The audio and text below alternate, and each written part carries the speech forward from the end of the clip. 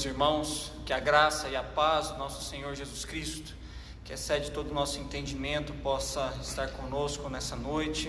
Nossos irmãos que estão nos acompanhando pelo nosso canal do YouTube, no Instagram, que a graça do nosso Deus ele possa estar abundante nas nossas vidas. Para início do nosso culto, nós vamos ler o Salmo número 98. Salmo número 98. Cantai ao Senhor um cântico novo, porque Ele tem feito maravilhas. A sua destra e o seu braço santo lhe alcançaram a vitória. O Senhor fez notória a sua salvação, manifestou a sua justiça perante os olhos das nações.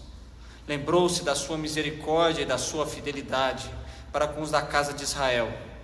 Todos os confins da terra viram a salvação do nosso Deus.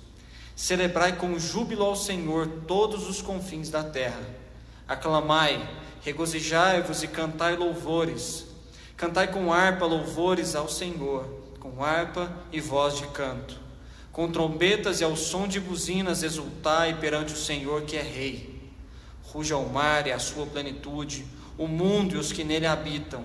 Os rios batam palmas e juntos cantem de júbilo os montes, na presença do Senhor, porque Ele vem julgar a terra, julgará o mundo com equidade, julgará o mundo com justiça e os povos com equidade.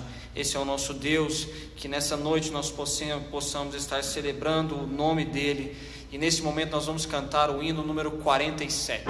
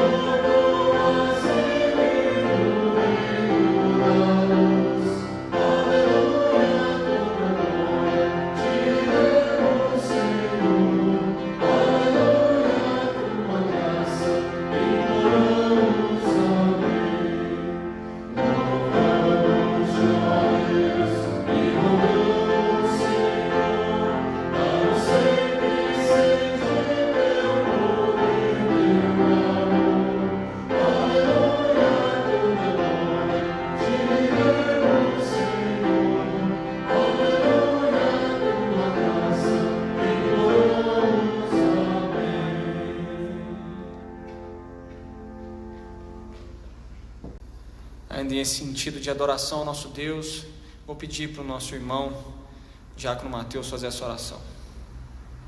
Senhor, nosso Deus, nosso Pai, obrigado, Pai, por mais essa oportunidade de estarmos reunidos, Pai, na Tua casa, para louvarmos e agradecermos o Teu nome, Pai.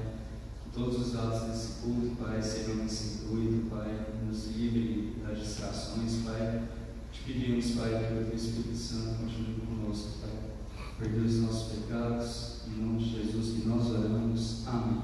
Amém. Vamos abrir a palavra de Deus lá em Romanos 5. Nós vamos ler versículo 1 até versículo número 5. Romanos 5, versículo 1 até versículo 5. Justificados, pois, mediante a fé, temos paz com Deus por meio de nosso Senhor Jesus Cristo, por intermédio de quem obtivemos igualmente acesso pela fé a essa graça na qual estamos firmes, e gloriamo-nos na esperança da glória de Deus. E não somente isto, mas também nos gloriamos nas próprias tribulações, sabendo que a tribulação produz perseverança, e a perseverança experiência, e a experiência esperança. Ora, a esperança não confunde, porque o amor de Deus é derramado em nosso coração pelo Espírito Santo que nos foi outorgado. Nós sabemos que nós somos pecadores, nós pecamos por ações, por omissões, nós temos que nos colocar de joelhos diante do nosso Deus, pedindo perdão pelos nossos pecados, reconhecendo os nossos erros e clamando a Ele que Ele tenha misericórdia de nós. Misericórdia de nós por causa do sacrifício. E nós sabemos também que os nossos pecados eles são perdoados não pela nossa bondade ou pelos meus atos, mas sim pelo sangue de Jesus Cristo que morreu na cruz. Então, neste momento que nós vamos curvar as nossas cabeças, e eu vou pedir para o presbítero Romes fazer essa oração de confissão de pecados. Pai querido, nós nos chegamos ao Senhor, a suplicar o teu favor sobre nossas vidas nesta hora, de reconhecer o teu Pai, nos pecar contra o Senhor, nos errar, o nosso próximo, nos feito aquilo que não agrada ao Senhor. Por isso, Pai, nós suplicamos o teu perdão, que seja uma verdade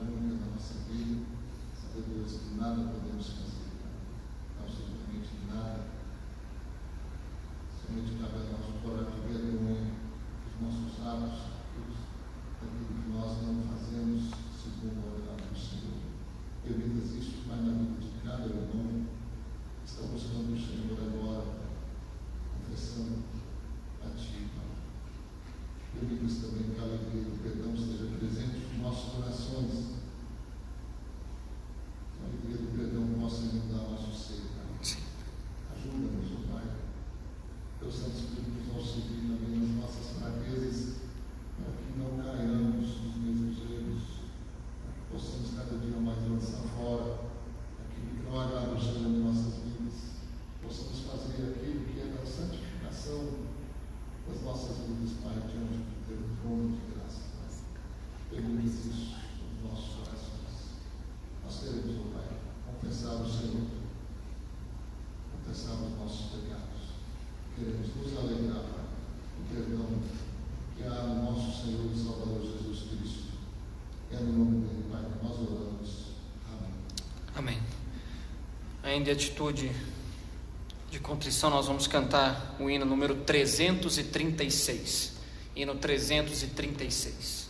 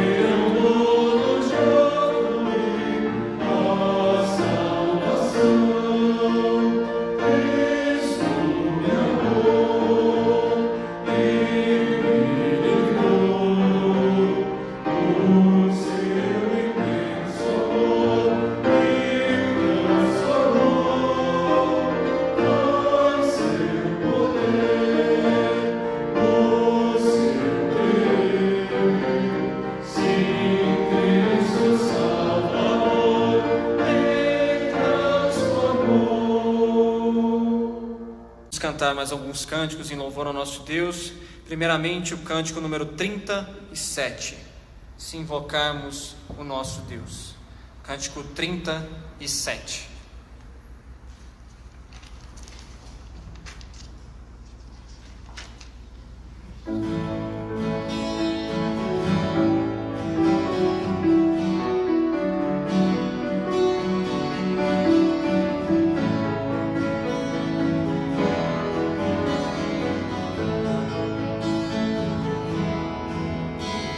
Se invocamos o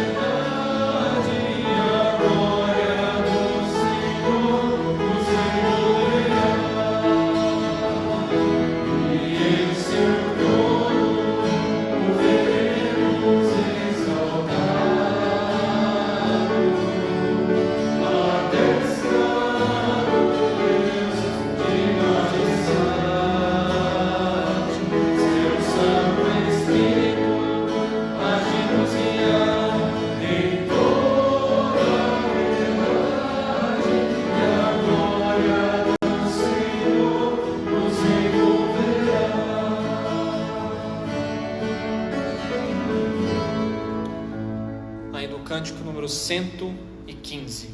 Cântico número 115, só de ouvir tua voz.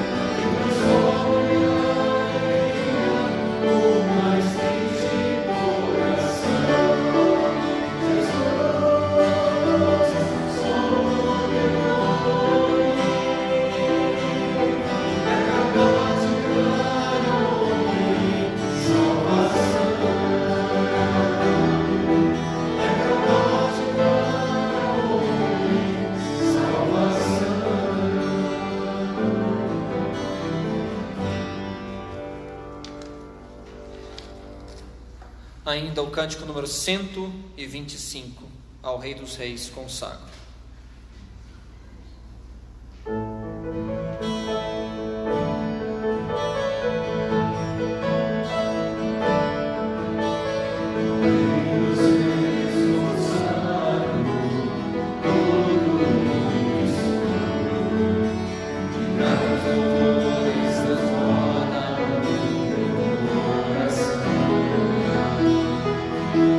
Minha vida eu entrego.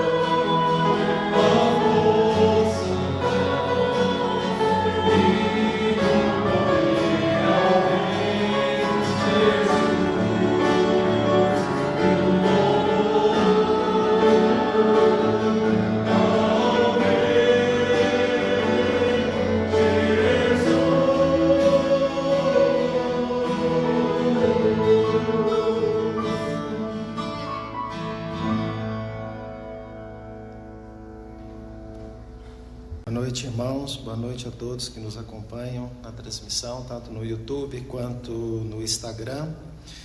Hoje eu quero meditar um trecho extremamente importante da Palavra de Deus, que é um relato bem conhecido da maioria dos irmãos.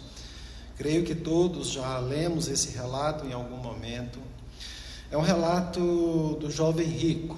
Se você olhar, você vai encontrar a descrição do ocorrido, que não é uma parábola, é um relato, tanto no Evangelho de Mateus, o Evangelho de Marcos, quanto o Evangelho de Lucas. É um relato extremamente importante, porque confronta talvez uma das perguntas mais importantes que eu e você podemos fazer na nossa vida, não é? Aquele jovem rico se aproxima de Jesus e faz uma pergunta séria: o que eu devo fazer para ser salvo? E eu queria meditar um pouco nesse tema, meditar um pouco nessa resposta e tentar entender, não é, na perspectiva bíblica, qual é a resposta profunda a essa questão, e não nos limitarmos aos aspectos superficiais do texto. Só para a gente compreender um pouco mais, esse relato ele se dá no final do ministério de Jesus. Ele está indo para Jerusalém, não é? E aí nós sabemos que são os últimos dias do Senhor Jesus. Portanto, o seu ministério aqui na terra já estava consolidado praticamente. Claro que faltava ainda a condenação, a crucificação, a morte, a ressurreição. Ele iria vencer a morte, mas o seu ministério já estava bem conhecido das pessoas de Jerusalém, dos arredores de Jerusalém, dos religiosos da época. Então é um relato que traz um pouco desse contexto do ministério na época, que vai confrontar uma pergunta extremamente importante, uma pergunta que eu e você em algum momento da vida devemos fazer. Eu queria ler o relato de Marcos. Ele traz alguns detalhes que vai me ajudar um pouco na descrição. Ele está descrito tanto em Mateus, lá no capítulo 19, aqui em Marcos, no capítulo 10, eu vou ler a partir do versículo 17, mas também tem detalhes em Lucas, no capítulo 18, Lucas 18. Mas eu vou ler Marcos, capítulo 10, do versículo 17 até o 22. E pondo-se Jesus a caminho, correu um homem ao seu encontro, e ajoelhando-se perguntou-lhe: Bom mestre, que farei para herdar a vida eterna? Respondeu-lhe Jesus: Por que me chamas bom? Ninguém é bom senão um, que é Deus. Sabes os mandamentos: não matarás, não adulterarás, não furtarás, não dirás falso testemunho, não defraudarás ninguém, honra a teu pai e a tua mãe. Então ele respondeu: Mestre, tudo isso tenho observado desde a juventude. E Jesus, fitando-o, o amou e disse: Só uma coisa te falta. Vai, vende tudo o que tens, dá aos pobres, terás um tesouro nos céus. Então vem e segue-me. Ele, porém, contrariado com esta palavra, retirou-se triste, porque era dono de muitas propriedades. Esse é o texto conforme o relato de Marcos. Senhor Deus, obrigado pela Tua palavra. Nos ajude a entender, Pai, aquele divã que aconteceu com o jovem rico. A compreender, Pai, como o Evangelho, Pai, pode transformar vidas. E a entender, Pai, o poder do Teu Evangelho. Nos ajude, Pai, a termos perguntas honestas diante do Senhor. Nos ajude a compreender o Senhor, o plano do Senhor para a nossa vida. E obrigado porque o Senhor é o doador da vida e o juiz da vida. Nos perdoe, Pai, quando pecamos contra o Senhor e contra o próximo. Nos ajude a entender esse texto, a aplicar esse texto para a nossa vida e a sermos edificados com a meditação da Tua palavra. Eu oro em nome de Jesus. Amém, Senhor. Bom, conforme eu já disse, esse texto ele vai tratar então do final do ministério de Jesus, e ele vai trazer uma resposta extremamente importante a uma pergunta honesta. Mas antes de entrar no texto especificamente, de fazermos uma análise do texto, eu queria que você pensasse o ensino de Jesus no início do seu ministério, 3 anos antes aproximadamente, que é o Sermão do Monte. E quando a gente olha lá no Sermão do Monte, também relatado nos Evangelhos, a gente vai perceber um curso literário bem semelhante ao que eu quero discutir quanto à salvação e análise do texto.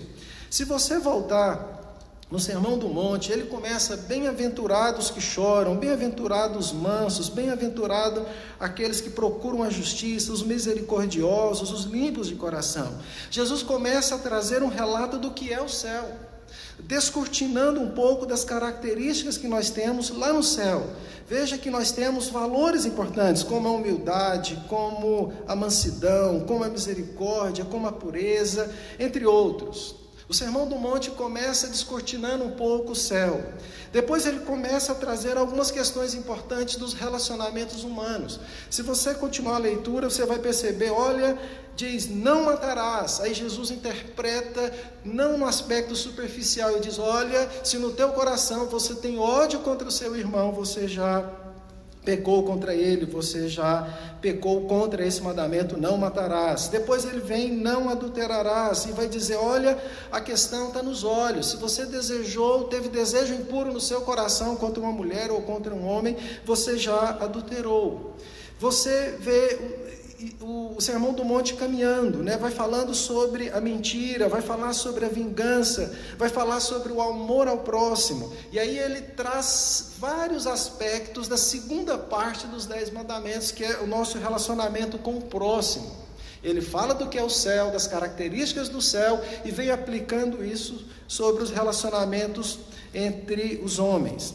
Daí, depois disso, ele segue para uma questão extremamente importante. Ele entra agora nos meios de graça. Ele vai falar um pouco sobre a prática da justiça, ele vai falar um pouco agora sobre como jejuar, como orar, e aí ele chega num aspecto importante, que vai falar dos tesouros do céu.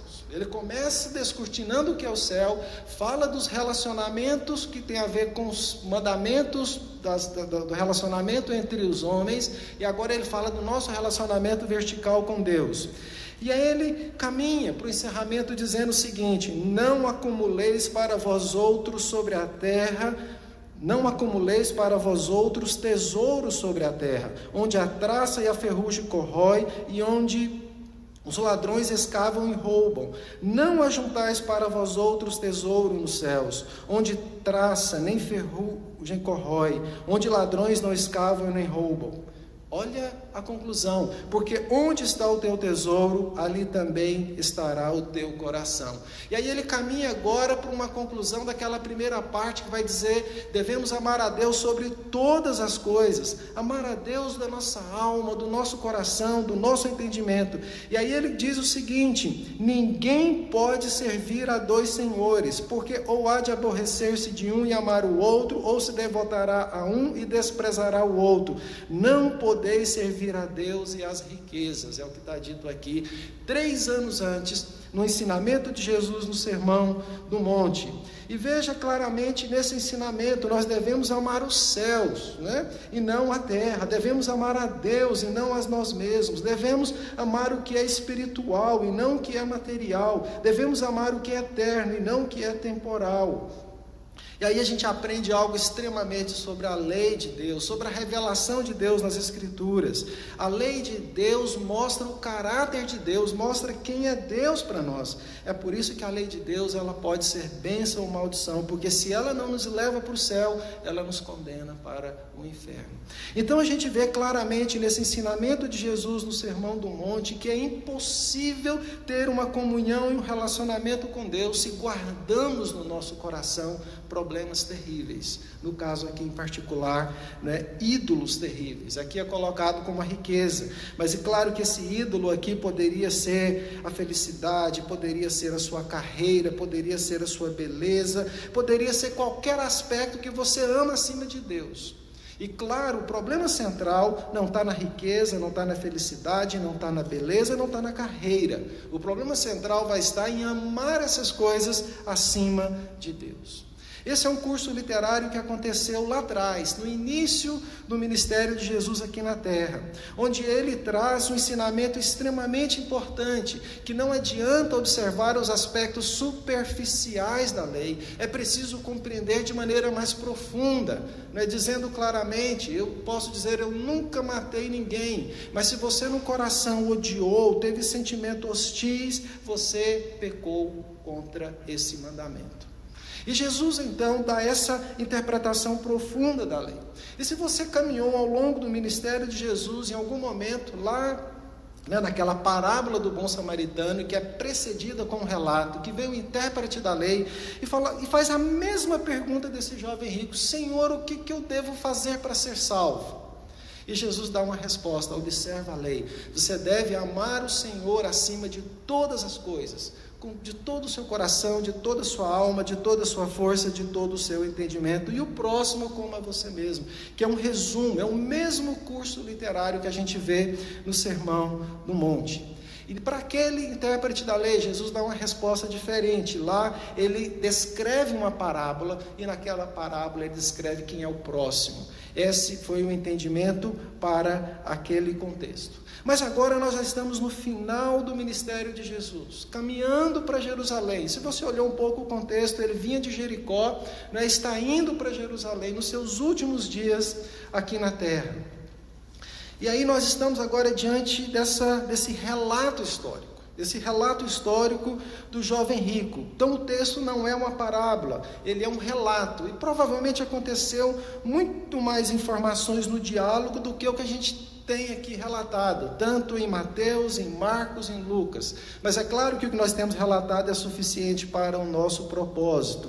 E esse texto vai trazer talvez o maior teste, a pergunta mais importante da vida de um ser humano, e representado aqui pelo jovem rico. É uma pergunta extremamente importante que ele fez para a pessoa que poderia dar a melhor resposta, que foi para Jesus.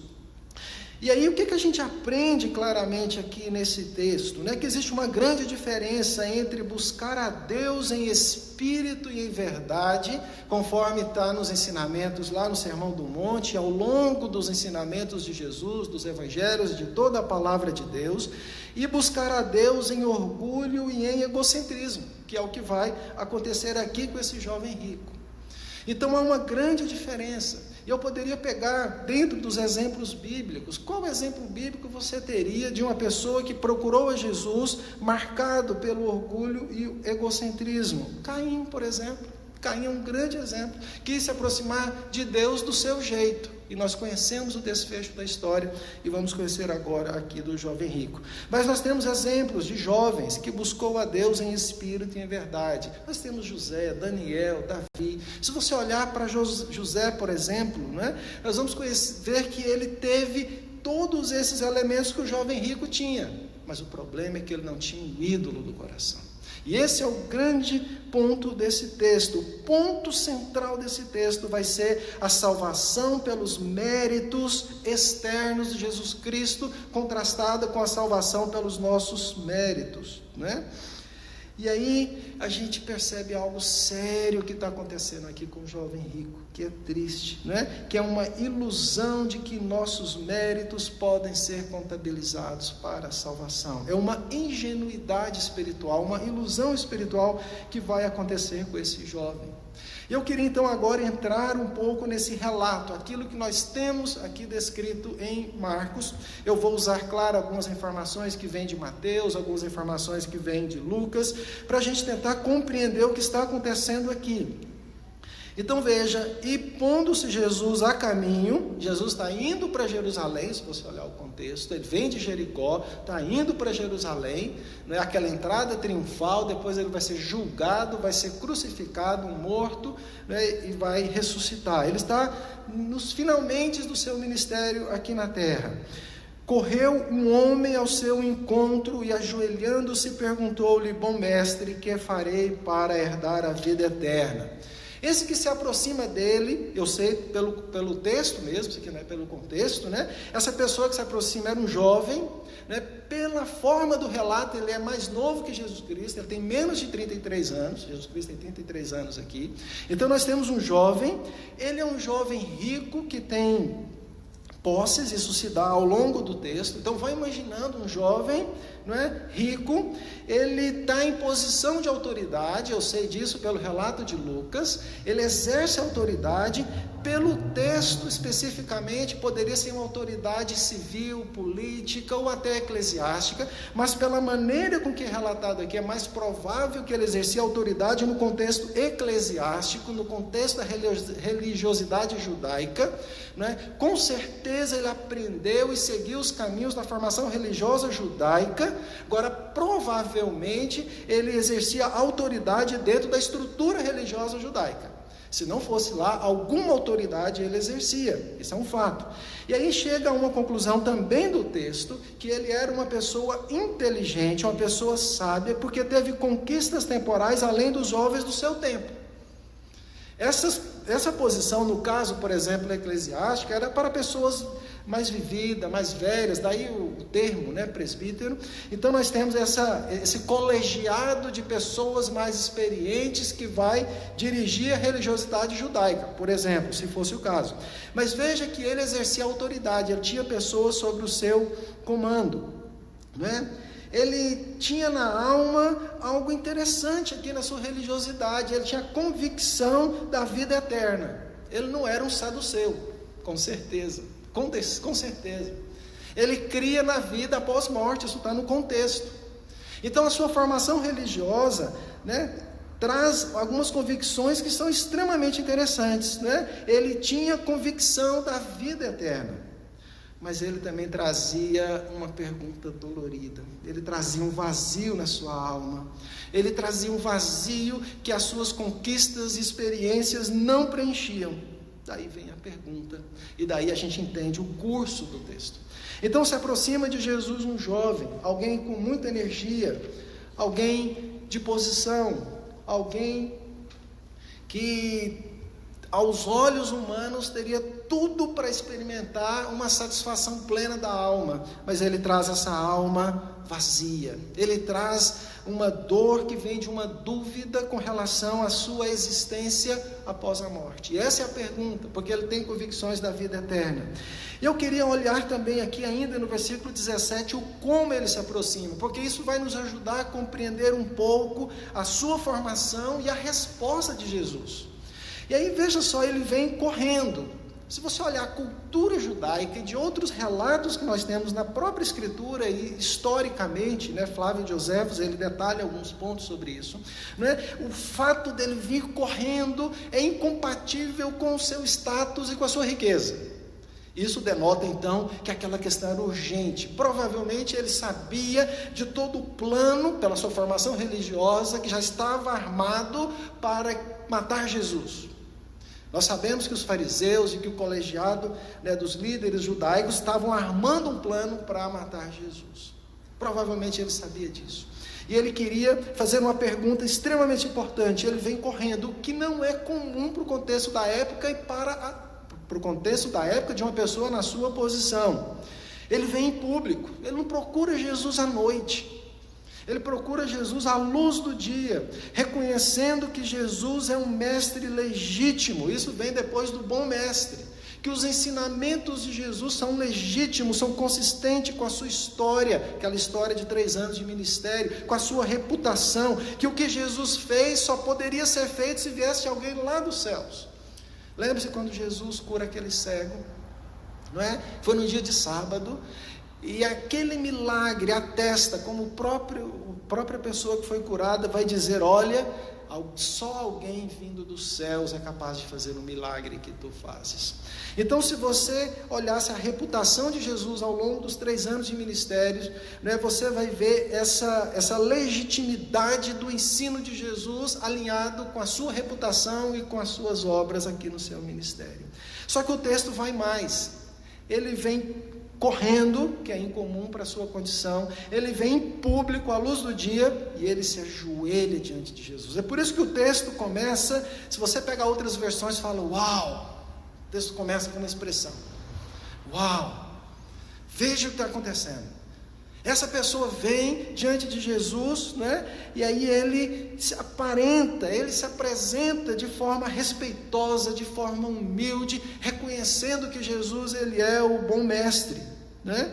E ele vem também com esse conhecimento prévio, né?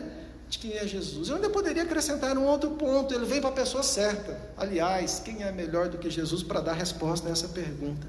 O que é que eu devo fazer para ser salvo? Certamente Jesus tem uma resposta melhor do que eu e você, porque Ele é o próprio Senhor. Esse é o contexto. Ele vem diante de Jesus, vai fazendo uma imagem desse relato histórico. E ele chega, essa pessoa com as características que eu já coloquei, a forma com que ele aproximou de Jesus, respeitosa, demonstrando uma urgência dele. E aí ele diz, bom mestre, que farei para herdar a vida eterna? Uau, que pergunta, porque essa pergunta ela é extremamente essencial, né? Só que agora quando você vai lendo o texto, você percebe um movimento literário e uma análise agora mais profunda, e uma boa exegese vai perceber o contraste entre os aspectos superficiais desse relato que eu fiz até aqui, e agora o que está acontecendo no coração desse jovem rico. Veja o que diz, então essa humildade externa, ela é inconsistente com a egocentricidade do coração dele. Você vai perceber claramente, né, que a sua posição de autoridade, que as suas posses, né, foram elementos cruciais para que ele não tivesse forças para mudar de direção. É claro que aqui agora tem a questão da soberania divina, né? Eu não quero entrar nesse momento no mérito, mas esses aspectos foram os aspectos dos ídolos do seu coração.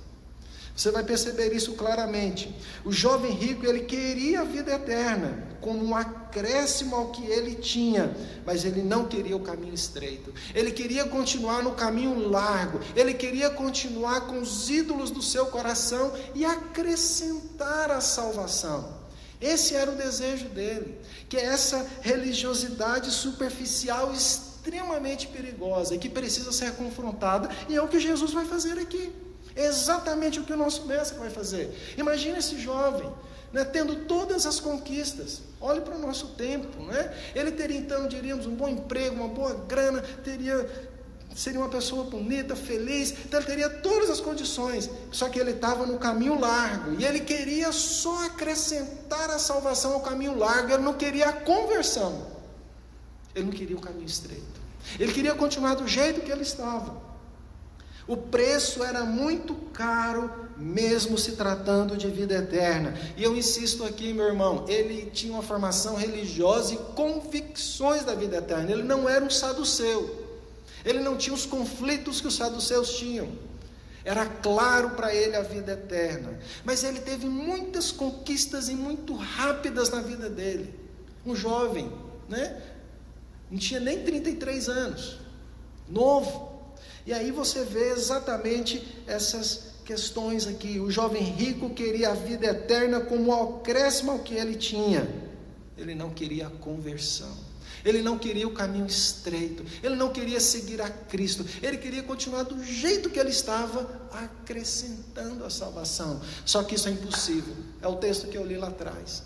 É por isso que eu quis ler, antes de entrar na análise do texto, que Jesus havia ensinado 3 anos atrás, lá no Sermão do Monte. Porque lá no Sermão do Monte, no curso literário, você vê aquela conclusão do nosso relacionamento com Deus, e Deus exige de nós que Ele seja o nosso amor maior, que tenhamos um amor a Ele acima de todas as coisas. Não tem jeito, é o que Jesus havia ensinado. E Ele havia ensinado isso várias vezes nas Escrituras. Ele havia ensinado isso em vários momentos. Não tem como amar a Deus e ter ídolo no coração. É o que Jesus disse lá atrás e disse repetidas vezes nas Escrituras. Não tem jeito. É o problema desse jovem rico. Ele queria salvação, ele compreendia a vida eterna, ele compreendia a dimensão da eternidade, mas infelizmente os ídolos do coração eram fortes demais. O preço era muito caro, mesmo se tratando da vida eterna. Agora olha o versículo, siga comigo aqui, o versículo 17 e 18. Respondeu-lhe Jesus: por que me chamas bom? Ninguém é bom senão um, que é Deus. Aqui você começa a entender o problema. Aqui nós estamos diante do nosso mestre, que conhece todas as coisas, que conhece o coração e que lida com a situação de uma maneira extremamente completa, coisa que eu e você não podemos fazer. O nosso mestre conhece o coração, e Jesus agora vai caminhar. O texto começa a fazer um movimento na direção de analisar o coração. E olha o que Jesus vai falar no versículo 18. Respondeu-lhe Jesus: por que me chamas bom? Ninguém é bom, senão um, que é Deus. Somente Deus guarda, o status, guarda o estado absoluto de bondade, santidade e justiça. Você não pode olhar para você mesmo e querer falar, eu sou bom. Esse é o grande problema de querer encontrar méritos em nós mesmos. Lembra que bondade, santidade e justiça são atributos absolutos em Deus. Todos nós somos corruptos, todos nós. E aí esse referencial, ele é um problema, porque se você tem um referencial divino, você compreende que ele guarda a bondade no seu referencial absoluto e perfeita. O que eu posso dizer é que eu não sou tão mal quanto o outro, mas bom é só um, que é Deus. Existe uma grande diferença aqui, que é esse entendimento que nós nascemos em pecado. Não existe um justo sequer. A maldade afetou todos os aspectos da nossa existência humana e todos os seres humanos, exceto Jesus Cristo. Então não tem como você parametrizar bom mestre, exceto Jesus Cristo, e aqui não está claro no texto que ele compreendia que Jesus Cristo era a segunda pessoa da Trindade, não é pelo relato, pela sua formação judaica, ele compreendia que Jesus era um bom professor, um bom mestre, alguém que ensina coisas corretas vindas de Deus, mas não compreendia aqui que não existe mérito em nenhum de nós que possa nos fazer merecer ou participar ou ter contribuição na salvação. Não tem jeito, porque todos nós nascemos em pecado e a maldade afeta todas as nossas faculdades, todos os aspectos da nossa existência. Aqui há um problema sério com relação a referencial. E aí veja o versículo 19, olha o que Jesus disse: sabes os mandamentos, não matarás, não adulterarás, não furtarás, não dirás falso testemunho, não defraudarás ninguém, honra teu pai e a tua mãe. O mesmo movimento literário lá do Sermão do Monte, o mesmo curso literário. Ele está pegando aquela segunda parte, segunda tábua dos 10 mandamentos, que vai tratar do nosso relacionamento com o próximo. E Jesus diz, olha, guarda os mandamentos. E olha a resposta dele no versículo de número 20. Então respondeu o jovem: mestre, tudo tenho observado desde a minha juventude. Que tristeza. É a percepção que eu posso, pelos meus próprios méritos, me aproximar de Deus. Então veja que Jesus chama atenção ao nosso relacionamento com o próximo. E da resposta dele vem: tudo tenho observado, eu sou bom. Olha a ingenuidade da sua percepção espiritual e da percepção espiritual dele aqui no texto, achando que a maneira com que ele observa a lei é suficiente para que ele possa acrescentar a salvação ao seu modo de vida. Diríamos numa linguajar vulgar, é um ledo engano. É uma percepção equivocada, ele está equivocado. Romanos 7,7, em muitos outros lugares, vai dizer: todos somos pecadores, não existe nenhum justo, está em Romanos 3,10, que vai parafrasear o Salmo de número 14. Não existe nenhum justo, nenhum de nós pode se aproximar de Deus pela nossa própria justiça. Eu não posso olhar a maneira com que eu me relaciono com o próximo, a maneira com que eu tenho as minhas prioridades, a maneira com que eu luto pela santificação, como meritória para a minha comunhão com Deus. É uma incompreensão clara da graça. Porque a graça vai dizer o seguinte: olha, alguém obedeceu por mim e vai ser transferida, vai ser imputada para mim essa justiça. Não tem como eu olhar para os meus atos. E aí a gente percebe isso claramente. Agora a gente vê a resposta de Jesus. A gente vê a resposta de Jesus.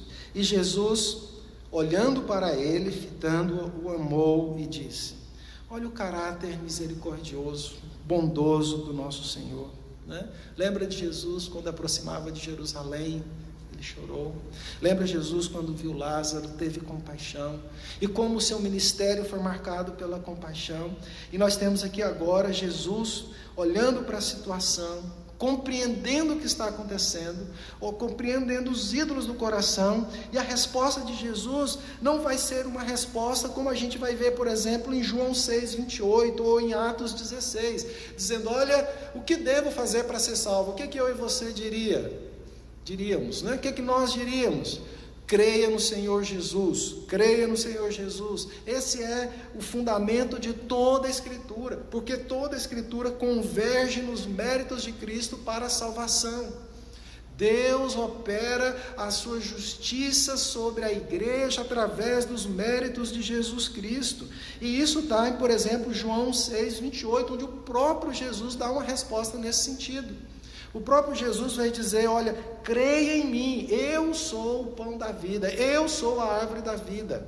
Ou como Paulo disse lá em Atos número 16, né, do carcereiro, ele fala: o que eu tenho que fazer para ser salvo? É a mesma pergunta que está sendo feita aqui, a mesma pergunta. E a resposta de Paulo é: creia no Senhor Jesus para ser salvo. E a resposta de Jesus aqui, ela é um pouco diferente, apesar de ter uma consistência teológica impressionante no texto, dentro do seu ministério, particularmente pastoral aqui. Então veja, Jesus demonstrou compaixão e misericordiosa. Religiosidade superficial tem que ser confrontada com a verdade bíblica, e é o que Jesus vai fazer aqui. Então, mais uma vez eu insisto, esse jovem rico de muitas conquistas trazia um vazio que só poderia ser preenchido pela comunhão com Deus. Lembra que só Deus vai agregar a eternidade à nossa temporalidade, só Deus vai agregar valores espirituais à nossa vida aqui e agora, nossa vida material. Então Jesus aqui olha e percebe um detalhe dificílimo de lidar, que são os ídolos do coração. E Jesus vai confrontar agora a primeira parte dos 10 mandamentos. Veja que Jesus colocou aqui a segunda parte, que é o nosso relacionamento com o próximo. Agora ele vai entrar no ponto central, que é o nosso relacionamento com Deus. Amar a Deus sobre todas as coisas é o ponto central, né, dos 4 primeiros mandamentos. E aí veja aqui no texto, né, que Jesus vai dar uma resposta clara. E Jesus, fitando, o amou, disse: só uma coisa te falta. Tem um problema grave em você, e o problema é o ídolo do coração. E Jesus agora confronta esse ídolo claramente, e diz o seguinte: vai, vende tudo o que tens, dá aos pobres, e terás um tesouro no céu. Então vem e segue-me. Uau, que resposta, que só poderia ser dada por Jesus Cristo, só poderia ser dada por Ele. Jesus confronta aqui claramente esse auto-engano da primeira parte dos mandamentos, quando Ele diz: olha, eu tenho observado. E se você parasse ali e não tivesse essa continuidade do relato, você ficaria com a impressão: nossa, esse jovem, apesar de tantas conquistas, agora ele teve a resposta que ele queria. Jesus poderia: olha, crê em mim, será salvo. Jesus poderia ter dito isso. Jesus não diz isso. Porque lembre-se de uma coisa: a conversão, ela marca 2 coisas. A primeira delas, a fé, e a segunda, o arrependimento. E esse curso de Jesus que está confrontando agora é exatamente o curso do arrependimento. Jesus está dizendo para ele: você precisa se arrepender de ter ídolos no coração, porque esses ídolos cultivados no coração, eles estão te enganando. Você está caminhando de maneira equivocada na sua percepção espiritual. Não tem jeito de agregar a salvação continuando no caminho largo. É preciso ter conversão, e a conversão ela é marcada pela fé. Por isso que você fala, creia em Jesus como um caminho, né? Que devo fazer, um caminho para responder a questão, o que devo fazer para herdar a salvação. Mas o ponto não é só fé, o outro ponto essencial é o arrependimento, e Jesus vai confrontar exatamente esse aspecto aqui, essencial da salvação, que é o grande ponto que está colocado aqui no texto, que é a questão da salvação, não é? Então, Jesus Cristo diz, vai, vende tudo o que tens, esse é o primeiro ponto, e o segundo, segue-me. Então o ponto não é só a riqueza que Jesus está contrastando aqui, mas a posição dele, é largar a sua posição, vir e me seguir, né? O jovem rico amava a si mesmo, né? Ele cultivava esse orgulho e essas posses materiais, em vez de amar a Deus. Amar a Deus acima de todas as coisas, de toda a nossa força, de toda a alma, de todo o nosso entendimento, conforme foi ensinado lá no Bom Samaritano. É uma questão essencial da vida cristã. Não tem jeito de cultivar a salvação no caminho largo. É isso que está sendo confrontado aqui. Veja que Jesus está dizendo, olha, tira o ídolo do seu coração, vai, vende tudo o que tens. E aí ele diz o seguinte, vem e segue-me, se converte, mude as prioridades, mudança de trajetória, de prioridades, de valores, é viver agora para a glória de Deus e não para a minha própria glória, né? E esse é o ponto central do Evangelho. Essa é a grande mensagem que nós temos aqui nas Escrituras, né? Que é o contraste entre o caminho largo, que é viver para a minha própria glória, e o caminho estreito, que é viver para a glória de Cristo. Essa é a conversão, que é mudar de prioridades, que é mudar de trajetória e de valores, e que envolve, claro, a ação do Espírito Santo em nós, mas que envolve duas questões extremamente essenciais na minha vida e na sua vida, fé e arrependimento. E o que Jesus contrastou aqui diretamente foi o arrependimento, né? Jesus ofereceu ao jovem a escolha entre Deus e o egocentrismo, a satisfação da vida do porvir e a satisfação da vida aqui. Esse egocentrismo, essas conquistas da vida aqui e agora, né, foram maiores do que o preço a pagar pela conversão. O egocentrismo, né, que tem a ver com as posses e com a posição, e a satisfação da vida aqui tiveram mais valores para o jovem rico. E aqui é um ponto importante, né? Se você continuou lendo o texto, ele foi embora do jeito que chegou. O jovem seguiu na mesma forma quando veio ao encontro de Jesus, caminhando diretamente para a morte eterna. Foi embora vazio. Do jeito que veio, ele foi embora vazio. Não sabemos o que aconteceu ao longo, não temos a sua biografia. Mas desse momento ele foi embora vazio. E aí a gente aprende algumas coisas como cristãos, né? É só Deus que preenche esse vazio que existe em nós. É só Deus que vai trazer valores da eternidade para a nossa temporalidade. Vai trazer a árvore da vida para a nossa realidade e que vamos enfrentar a morte um dia. Ele, porém, o jovem rico, porém, né? Contrariado com esta palavra de Jesus, retirou-se triste. Veja que o texto não relata conversão, o texto não relata que ele argumentou, né? Provavelmente, conforme está o texto, ele não argumentou, ele creu nas palavras de Jesus, mas ele não mudou de direção. Ele, porém, contrariado com essa palavra, retirou-se triste, porque era dono de muitas propriedades. Que tristeza esse relato. Esse é um daqueles relatos nas Escrituras que a gente fica chocado e triste. A gente fica triste porque do jeito que esse jovem rico veio, ele foi embora. Nós não vemos nesse relato uma mudança de vida, uma mudança de curso, uma conversão. Alguém que sai do caminho largo, que vai procurar a própria glória, cultivar os próprios ídolos do coração. que estão relatados aqui para viver para a glória de Deus. E o problema central desse texto, mais uma vez, não é a riqueza, não é a felicidade, não é a trajetória profissional, não é a carreira. Tudo isso compõe a nossa existência, mas nada disso pode se tornar um ídolo. É por isso que quando a gente pega, por exemplo, a vida de José, que eu contrastei, não é? Que também era um jovem que se tornou rico, não é? Muito mais que o jovem rico aqui, de posição muito mais importante do que o jovem rico aqui. Então o grande problema não era a riqueza, não era a posição, mas é que aquilo não se tornou ídolo. Se você pegar a vida de José, pega os seus 2 filhos, né? Nós não temos na Bíblia a tribo de José, nós temos 2 meia-tribos, que é de Efraim e Manassés. E essas 2 meia-tribos é interessante porque os filhos de José, mesmo sendo criados no palácio, vão aderir à cultura e à espiritualidade de Jacó. Tanto que vai ter a meia-tribo de Efraim e a meia-tribo de Manassés. José ensinou para os seus filhos a não ter ídolo no coração.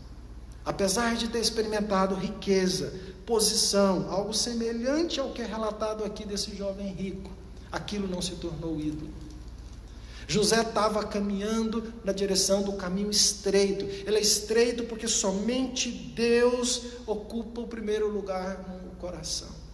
E o problema do jovem rico aqui não é a riqueza em si, mas é o lugar do coração que essa riqueza ocupou.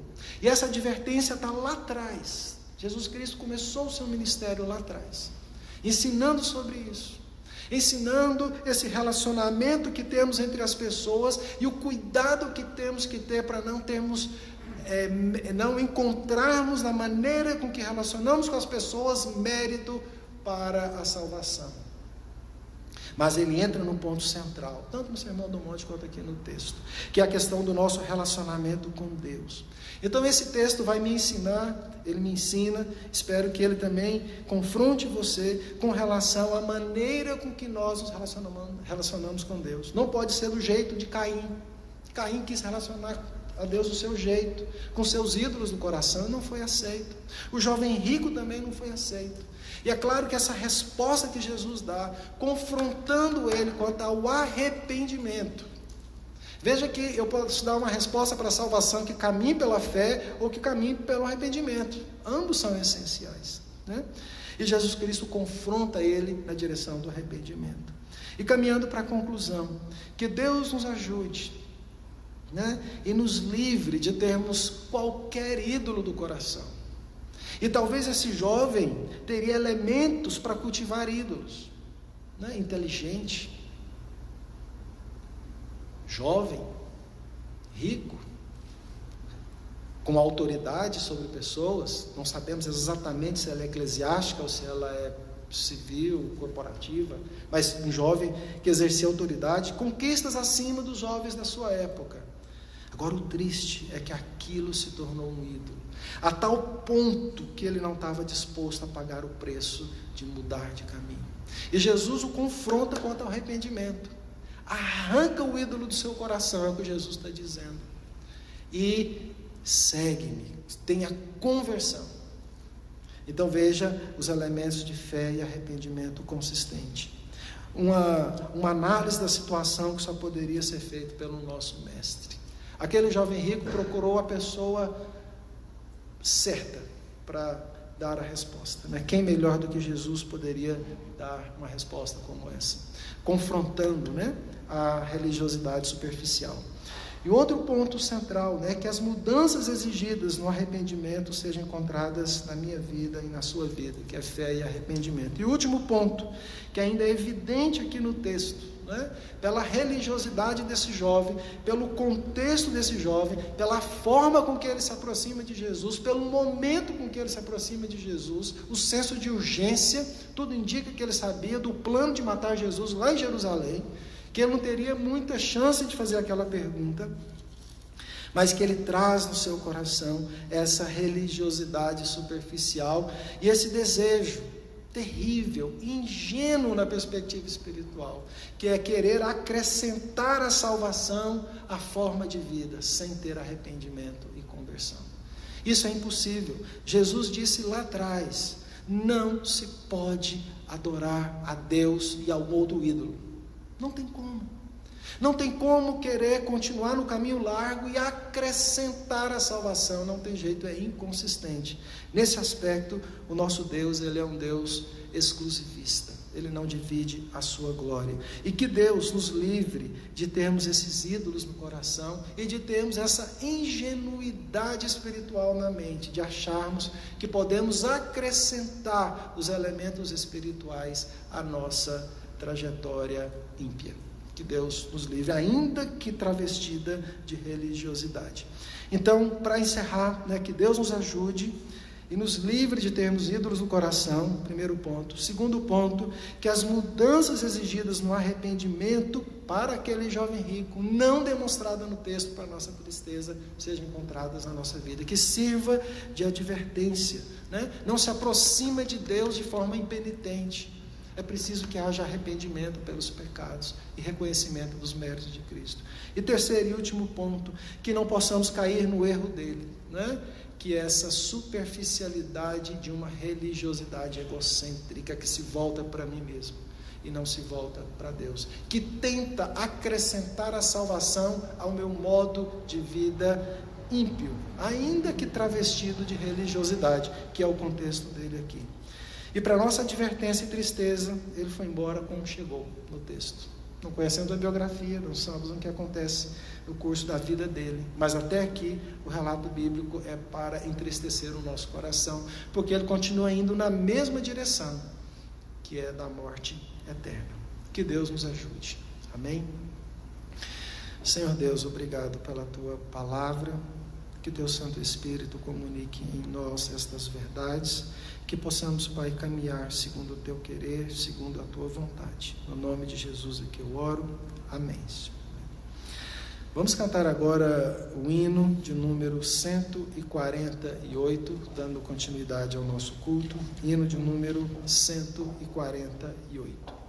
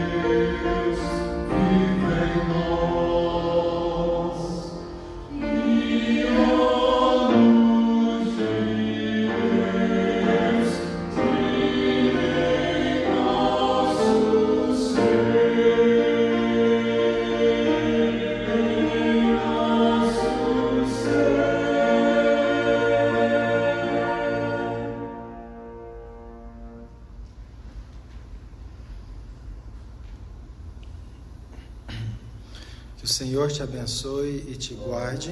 Que o Senhor faça resplandecer o seu rosto sobre ti e tenha misericórdia de ti.